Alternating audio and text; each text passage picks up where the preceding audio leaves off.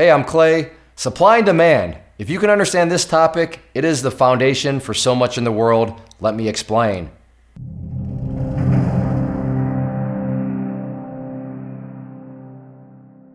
For me, the easiest way to understand supply and demand is it's just one big negotiation. Negotiation between who? Buyers and sellers. What are they trying to negotiate? They're trying to negotiate price versus quantity.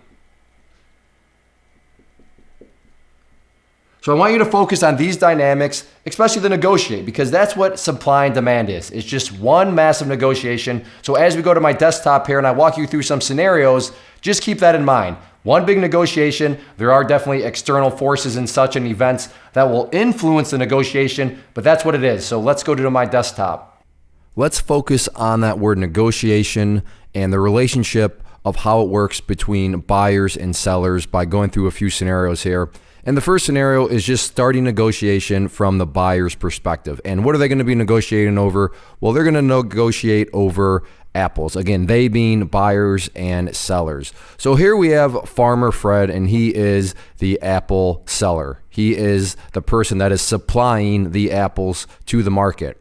So he is supply, and from the curve perspective, and I'll get more into that, just remember the supply curve is the one that goes up, and I'll teach you a trick to remember how to make that really easy. On the other side of the negotiation, though, you have the buyer. You have Tom, you have Sue, you have Bob, and they are demand, right? They are the demand portion of the market. They are the buyers of this negotiation. And here's the trick. What letter does demand start with? D, right? What letter does downward start with? D, right? So how do I remember which curve goes which direction? Just remember the demand curve goes down. Demand down, demand curve down. That's how I always remembered it in school. So that's the easiest way I can, if you can just remember D, demand downwards curve. So always draw the demand curve in the downwards direction. So going back to the negotiation here, remember, this is from the buyer's perspective. So, hey, these buyers are interested in apples. So they're going to say, hey, Farmer Fred, you're going to give me a penny. And right there is Farmer Fred's response. No, I'm not going to sell my apples for a penny. That's not worth my time. That's not worth my effort. I'm going to lose money and therefore go out of business. So I'm not going to do a penny. All right, well, hey, Farmer Fred, what about 50 cents? Once again, no, I have to keep a business. I have to keep my lights on. I have to keep the apple trees fertilized. So again, he gives his answer. That's not going to happen. They say, all right, how about $1? We're still interested in apples, and yeah, we're willing to pay $1. And finally, Farmer Fred says, you know what? That is suitable. I will accept that offer. So that is what's giving them the thumbs up deal. And when the deal is reached, you would have $1 for one apple, or in kind of economics terms, you would have that being the price and then the quantity being one, the amount being one apple for $1. So going back to the curves, remember, demand curve down, supply curve. I'm not even going to say up. Just remember the demand curve down, and then by process of elimination, if you know that the demand curve goes down, then you know the supply curve goes up. But where those lines intersect, that is what is called the equilibrium point. That is where everybody is happy within the negotiation. So the negotiation has ended right there. You can kind of look at that as a negotiation point, if you will, the negotiation happy point, or in, like I said, economics terms, equilibrium. But that is just where the buyers and sellers, supply and demand, has found a spot where everybody is happy with the deal. Let's look at the other part of negotiation with scenario 2 here. So negotiating from the seller side of things. So once again, we have supply, we have demand. You know who's who. You know that they are going to be negotiating over apples. Supply curve is there. Quiz question, which direction is that line going to be drawn from the demand curve? Hopefully you're saying it's going to come from the downwards direction. You would be correct. There we go. Demand curve down. So Farmer Fred, well, yeah, he's got a bunch of apples out there, and he's also looking to make the best possible deal. So Farmer Fred could approach it like this from the seller side. Hey, I'm going to sell these apples for $50, to which the buyers, the demand is going to say, no, not $50, no. So he gets his answer there. I was like, well, I tried at 50. Well, I don't know, let's try at 10. And once again, he gets the reply from the buyers, from the market as a whole, from the demand side. And no, they're not interested in $10 either. So kind of back to the drawing board. So he finally, tries it out at $1. And once more, hey, yeah, okay, people are buying. I put a price tag of $1 and people are buying. Excellent. That seems to be the sweet spot for where it should go. So once again, thumbs up, and that leads us to the $1 for one apple. And as far as the supply-demand curve relationship is concerned, once again, that negotiation happy point right there, or equilibrium point, is right where those lines intersect. Let's move on to another scenario, though. And all of a sudden, there are some breaking news out there, and there is the discovery that oranges are oh so healthy for you to the insane level. I mean, even more so than already thought. I mean, oranges are already loaded up in vitamin C, but I don't know, who knows? Maybe that it discovers some new vitamin that these oranges have. But they're just insanely healthy for you. So the orange store all of a sudden looks like this. You got people just kind of looks like Black Friday. You got fist fights. You got people, elbow dropping other. I mean, it's just mass chaos. So picking this back up here, we have our normal scenario. And then keep an eye on Bob. Bob reads that news, and Bob's saying, all right, well, I'm going to go get some apples. So Bob has just left. What has that done to our scenario here? Now we have a loss or a decrease in demand. And I use loss for a very particular reason, another one of those tricks I'm going to show you here. But that is the scenario now. We've had a loss in demand. So, I mean, Farmer Fred, he's been selling them for $1. But there's just not as many buyers now. There's not as much demand. So now the market is saying, no. I mean, there's these things called oranges. I can go buy an orange, and they're actually healthier. So I'm not going to pay $1. So all of a sudden now Farmer Fred's going, okay, well, I don't know. I mean, are people willing to pay 80 cents? So he's got to listen to the market. And no, the market is saying, nah, I mean, there's these oranges that got this new vitamin, not interested. So once again, that's a no. So Farmer Fred, okay, well, I don't know, is anyone going to take 75 cents?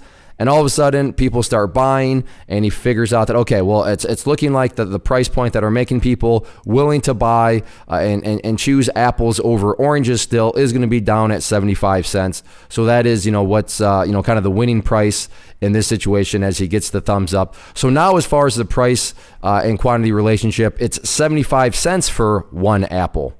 So thinking back to our dynamics here, of the supply curve and then the demand curve, here's the trick. Loss starts with what? L. So whenever a loss occurs, no matter if it's supply or demand, move the curve to the left. Loss to the left.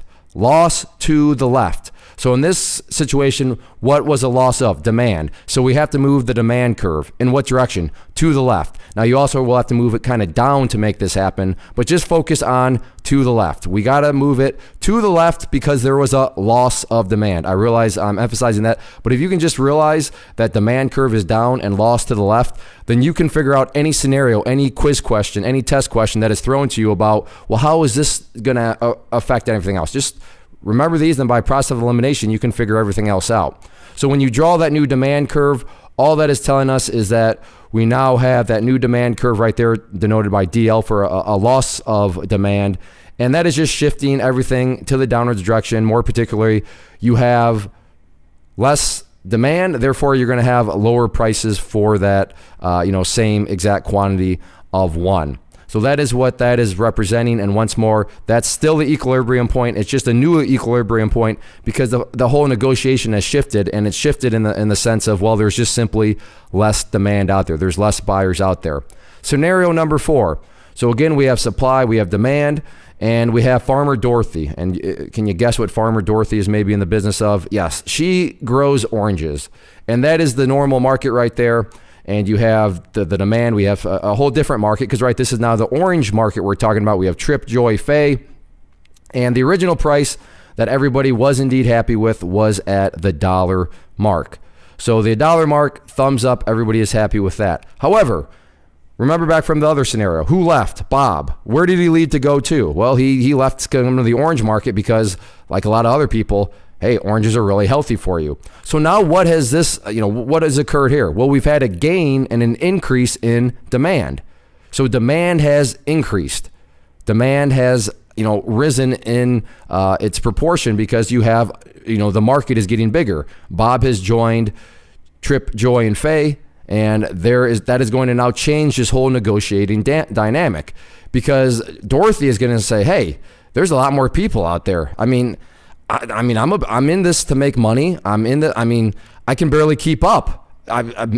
In fact, to keep up, maybe I should try to raise the prices a little bit. So she's going to throw out there $1.50 for an orange. And you know what? The market replies, yeah, we'll take it.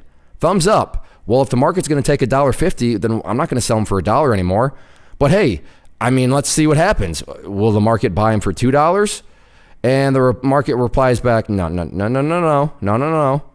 So now that's not happening, but at least now she knows that she can get $1.50 for one orange. So she tested the market. She saw what was available out there because she recognized that there was more buyers, an increase in demand, and that's what led to the bump up from $1 to $1.50. So now we got to look at how do the supply and demand curves interact. So whenever a gain happens, just go to the right. But remember, you don't have to even remember this, because if you remember a loss is to the left, well then by process of elimination, a gain has got to be to the right. If a loss is to the left, then anything else has got to be to the right.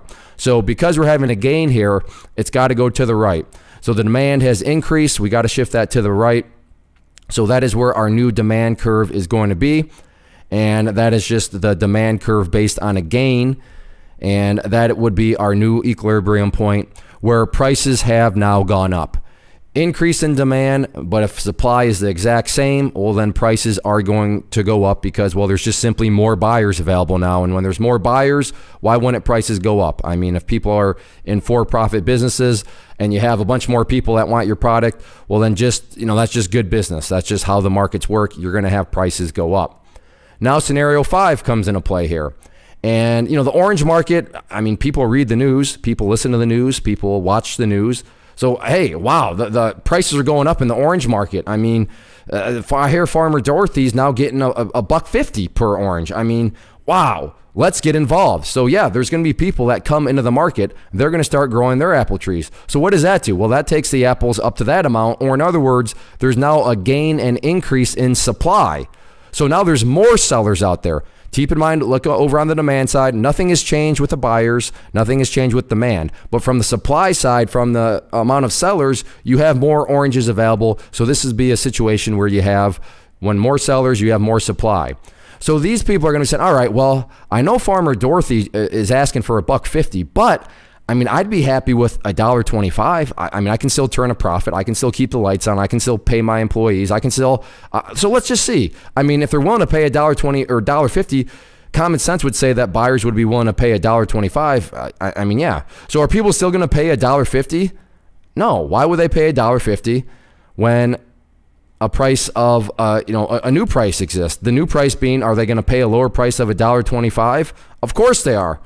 I'm a consumer, you're a consumer, I like low prices. This is how low prices occur. If there's more sellers all of a sudden, if there's more competition, well then think about that word, competition. These sellers are competing against one another. And one of the ways in which they compete is with price. Because if Farmer Ron wants to beat out Farmer Dorothy, he's just done it. He has now lowered the price. So Farmer Dorothy can also try to lower her prices, or she can stay at $1.50, but that's kind of a risky model because, unless her oranges are something different than Farmer Ron's, she's going to be going out of business. So that's why competition is good within business. It's going to force people to change things around. And in this situation, Farmer Ron changed things around, quote unquote, by lowering the price, and he got himself a thumbs up. So yeah, the new price is $1.25 for one orange. And as far as how this acts within the relationship of the curves, remember you have the supply curve and then you have that demand curve that was based on the gain from the previous scenario. But we had a gain, so therefore it's not a loss, and we know that losses go to the left. Therefore, this has got to go to the right. So gain to the right, so you just shift the supply curve to the right, and of course you'll have to move it downwards actually in order to make that happen. But overall, it does shift to the right.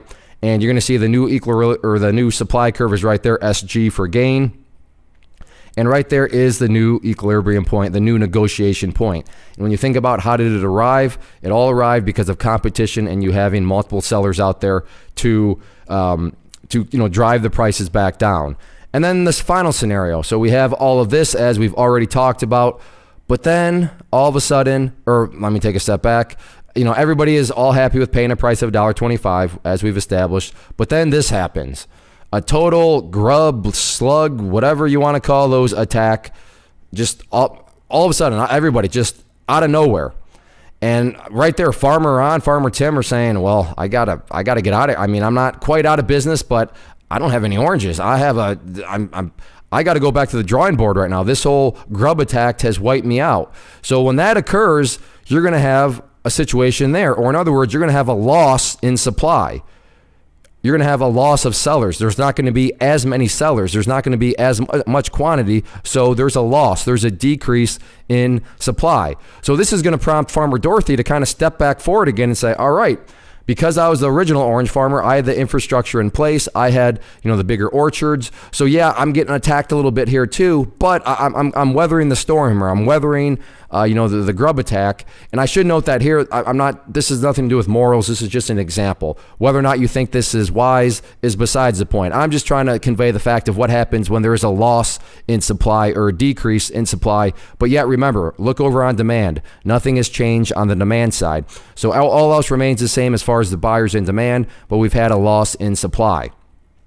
So Dorothy's saying, well, I don't know. I mean, there's not, I know the other farmers just bailed. I know they're gone.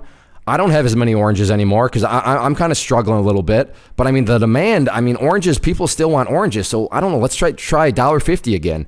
And the market replies, yeah, $1.50. We'll take it. Oranges are really healthy. So therefore, why would she, continue to sell them at $1.25? But, she's a businesswoman. Let's try $2. And the market replies again, you know what? Oranges are super healthy. I'm in. So she gets another thumbs up. Well, let's try to push the boundaries even more. $1.50, that's definitely not going to work. $2 works, but what about $2.50? And the market finally replies and gives her answer. Yeah, we're willing to pay $2, but that's not going to happen.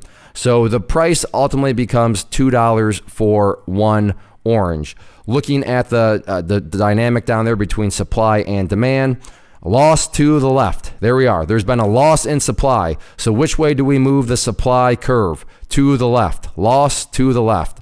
So by moving that to the left, that is going to give us our new supply curve with the L there for loss. The loss of supply shifts it to the left. And of course, you will have to move it up a little bit in order to make that left happen.